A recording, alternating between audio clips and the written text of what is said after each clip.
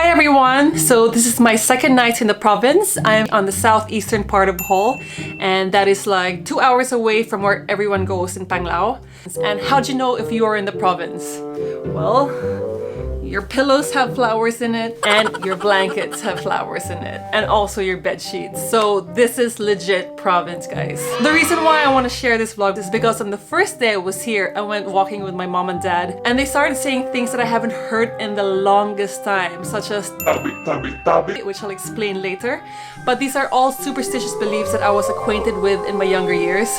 And I haven't heard of it when I was living abroad and also living in Manila. So why am I sharing this vlog with you guys? Well, if you are a tourist or someone from the big city visiting the provinces, I just want to share with you these superstitious beliefs that a lot of these province people live by. And why should you know it? Well, you don't want to be leaving the province with like a random allergy, and then when you go to the doctor they're like, oh, we don't know what it is and it can't be cured.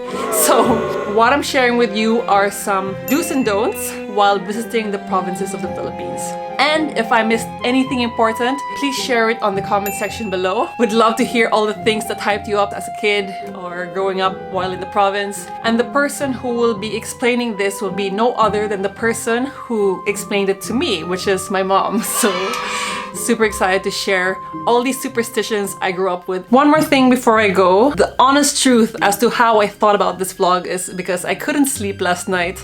The dogs were howling and I started overthinking about all these monster stories in my childhood, and I was just hiding under the blanket and hoping for the sun to come up. So I'm sharing my fear with you guys on this Halloween season, and I hope that you guys also enjoy.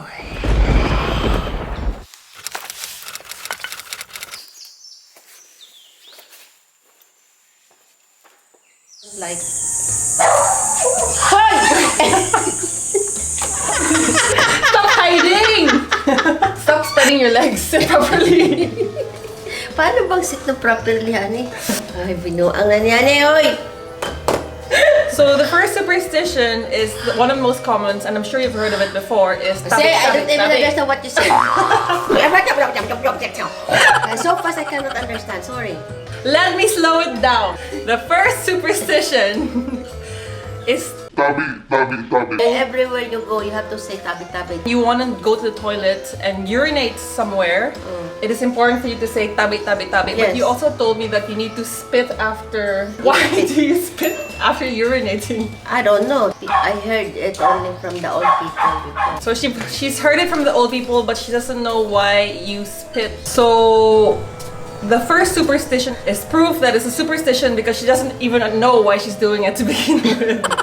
I don't even know what's the meaning of it. I just follow what they say.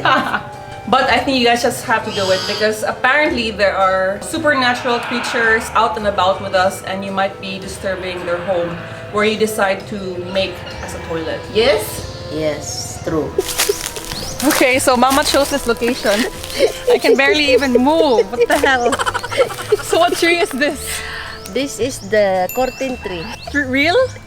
No, I just made it. I called it curtain tree because I like the roots. Okay, so the next superstition is if anyone in the province touches you. You have to touch them back. Yeah, pak. And why is that? So that it will not really absorb. You will put something on you, it will return to him or to her. Okay, so there are people who have black magic, and what they do is they pass it on to other people by touching them. So if a So random the person is stranger touches you, touch back. You've mentioned that you have experienced this. Yeah, this one.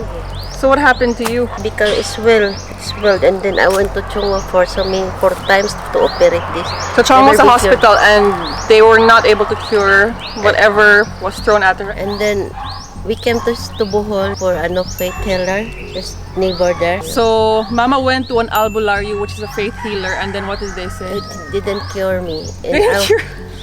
because it's like you have to spit in then plus the oil. Early in the morning, the first saliva, they spit on you all over your body. So the faith healers spat all over you to Yeah. heal you. Oh. And then? But it didn't cure me because it continues swelling my foot. And then somebody told me, you try the feet healer in Mabini, Ubay. Try there because that's where I cured my allergy before. Also, I never cured to the doctor, whatever. She said, no, I went to that feet healer there in Mabini and he touched me here. He said, it's not a normal one. Somebody put on you. And then after, he put something oil here, oil here, oil here, oil there, oil on my stomach. He also put oil here. What kind of oil is this? Oh, I don't know what kind of oil. Basta it's a bottle of plenty. Something inside. I don't know what kind of oil. It's not a natural oil. He told me, you look at your one, what will come out. Then little by little, the hairs came out like about 5. And the hair was going like that different color. That's why you will never be cured because of that. Even 100 times you will go to hospital, that will never be cured because it's not a natural wound. Somebody put on you the hair. What we will do now is to return. But he will ask you like you have to buy 13 pieces of black candle because for 13 nights from 6 to 9, you're gonna pray on it. Did you take photos of it? I had before, diba, on Facebook. So he told me if somebody will touch you or whatever, you have to touch back so that it will not really absorb to you. That was a mosquito, okay? That was not passing a bad energy. Why are you laughing? Okay, so the third superstition is called in Bisaya, in Tagalog. Usog. Usog. And this is superstition wherein you cannot overcompliment a baby or an adult because it pretty much means that you are transferring whatever energy you have. Apparently, my sister has been buyag before. She was 1 year old at that time. When you see the person that has this dark hair or the tongue is like violet, that person is really very Powerful. Strong. They can make buyag also. They can give because sometimes they say, oh, you're beautiful, and then the person that does no power. So of course you will be affected also by that. Okay. But they can also cure that. So guys, don't overcompliment babies or adults. You can actually counter it by saying "Pura buyag," right? Yeah. That pretty And the much. person will say, you're so beautiful, and you will say, pura buyag.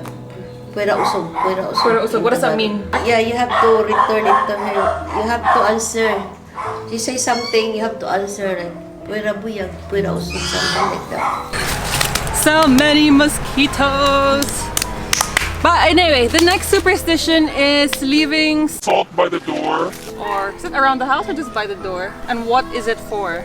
It's also for business. Chinese use that one a lot. So it's more of a Chinese superstition, but it's also been adopted by Also, yeah. Filipinos. But I also read that leaving salt also removes the bad spirits from your house. Yeah. Actually, what I did is, well, before I came here to Bohol, I brought some sage with me. But you can't find sage locally. But what you can do, if you feel uncomfortable at home because you feel a weird energy, just try with the basic salt. It works the same way as, is it garlic? Garlic, no, in other countries, they do the same thing with garlic. No, garlic is for the witches. It's different. Yeah, it's to remove the bad vibes inside your home. But aren't witches bad vibes as well? So one of your neighbors, they said aswang whatever. You have to put or hang some garlic around your house just to avoid it. If you feel that one of your neighbors is a witch, then you have to hang garlic around your house.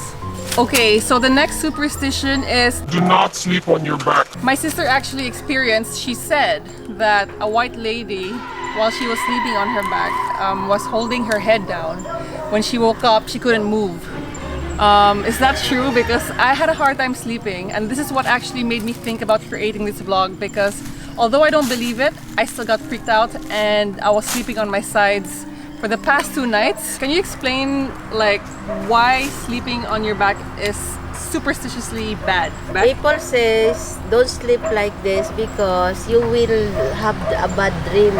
Bad dream. So it's just dreams. So that white lady my sister saw is a dream? I don't know, maybe. We do not know. So the only thing you don't sleep like this because it's like you have an open and you will dream something but to scare you. So This superstition is really just a dream. What you see is not real. I've actually done a little bit of research about this, and I'm thinking this could be actually people who have sleeping disorders such as sleep dyspnea. I'm gonna write it down because I don't know if I'm pronouncing it right. It's people who have a hard time breathing when they sleep, and maybe that is associated to some sort of superstition because there was no explanation when this was not discovered before. So I hope it's just like a disorder and it's not an actual ghost, guys. So the next superstition is Do not leave the dinner table before someone finishes eating. What I heard from the old people before, when the family is eating and one of the family member will try to go before finishing their meal. meal, so it's near to accident. Like for example, you will have to wait. so if you do not let anyone at the table finish eating, then that person will be prone to getting an accident. So it's Yeah. bad luck. So do not leave any social gathering, dinners or lunches until everyone finishes eating. What I also read was that if the person left eating at the table is a single person, apparently that person would remain single for the rest of their life. So be nice to the people you're having dinner and lunch with, guys, and wait for them to finish their food. When you visit the Philippines, you may be tempted to get coconuts or other plantations. Whatever. Crop, especially when you're walking in the forest, and you shouldn't. And why is that? Aside from stealing. Because some people said that can make you sick. That's one because some of the owner they put something in their They voodoo. the voodoo thing. They will leave their crops to be like open to everyone, but you are not allowed to touch it because you might get into trouble or sick. Aside from that, some of the fruits you come across are actually poisonous, and if you eat it, you could choke to death. So best is, even if you're in the forest and you see some fruits, just don't touch them and leave it to the farmers. So you will get sick, and then apparently the type of voodoo they put in this is your stomach's gonna get very big, and then you're gonna get sick, and then you're gonna die. So our neighbors told us Yeah. that it is true. So do not pick any fruits or vegetables. Normally in the provinces there are no fences. Everything you can just walk to the farmlands, and you can walk to the coconut trees. But if you Enjoy will, the sea. you will ask permission, maybe they will allow it. I don't know. If you really want it, ask permission. Okay, the next one is about Cutting or insulting trees. ironically, we are sitting on a log, but this is not an old tree, so we're fine. There's a superstition that says that you cannot or you should not cut or insult older trees. I know for a fact that the encantadas, that they live in these Yeah. trees. Encantadas are fairies. I've heard a lot of rumors that people have died when they're trying to cut trees or insult the trees. Yeah, you have to ask permission. Okay, so how do you ask permission if you want to You cut a have tree to down? get an axe. An axe. You do like that to the trunk. If that axe will stay in that where you do it like that, meaning it's okay to be cut. But once the axe will Fall down. that means they don't allow you to cut it. And what happens if you still try to cut it without asking Okay, you permission? will be like that guy who cut the one. The next day he died. The mayor of the place Yeah, he's requested the one, yeah. one area with a lot of old trees to be cut. And then this guy who's just in his 30s was cutting the tree down, and then the next day he died. You know, we don't know if it's real, if it's not. So what happened was the mayor decided to plant more of these big trees as a repayment, so Yeah. they will not get any bad luck.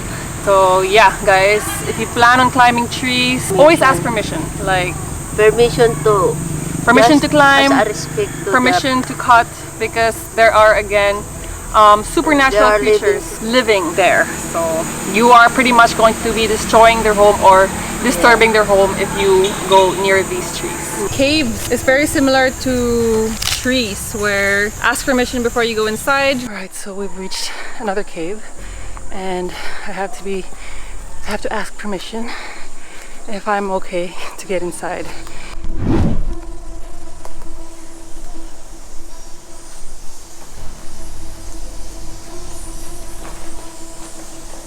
My brother-in-law apparently gets his hair pulled he said. whenever he enters a cave, because when he was a kid he insulted a tree, and then Yeah. apparently that spirit, That wood also that never get healed.